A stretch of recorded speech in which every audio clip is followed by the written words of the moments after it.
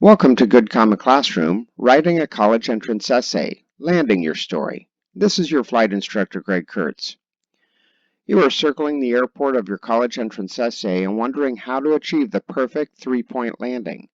Achieving a perfect landing will bring a sense of completion as you tell the college admissions committee what happened to you and how you grew from it. No need to panic as the runway approaches.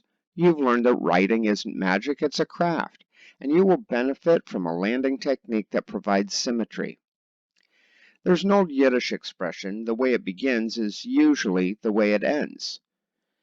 If you think about your lead and your end, they are so similar and yet at the same time so different. The lead is all about takeoff, acceleration, anticipation, what happened.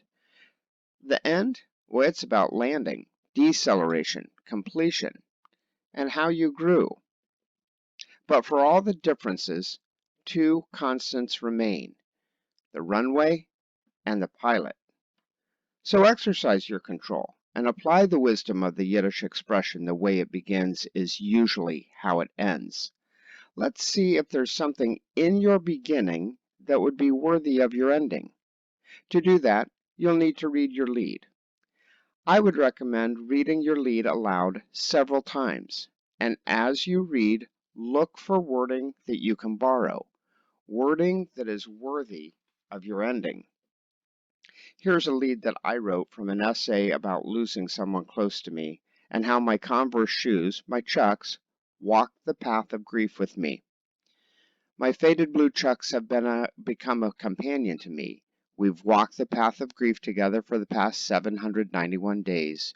2 of my birthdays, 2 Thanksgivings and Christmases and New Year's, and 2 of Vinny's birthdays that don't add age to his number of years.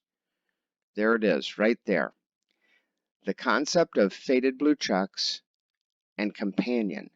That's what I'm going to attempt to use for my ending.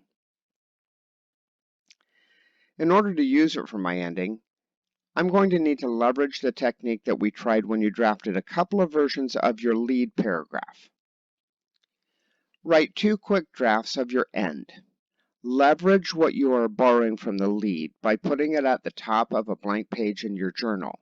Then set a 5-minute timer and write quickly one version of your lead. When the timer goes off, drop your pen. Then rinse and repeat. Turn a page in your journal, borrow something from your lead, and try to write another version of your lead. It ended up looking like this in the essay I was writing. My ending paragraph. I put on my faded blues and go to a family Thanksgiving or Christmas or endure a New Year's Eve ball dropping, and my Chucks understand my reluctance to go with me. They comfort me. In the middle of the crowd that doesn't get me, they know my dread for the 71.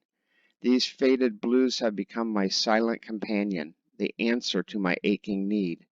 They say nothing to absolve my pain, they just are, and that helps me walk on. Did you see it there?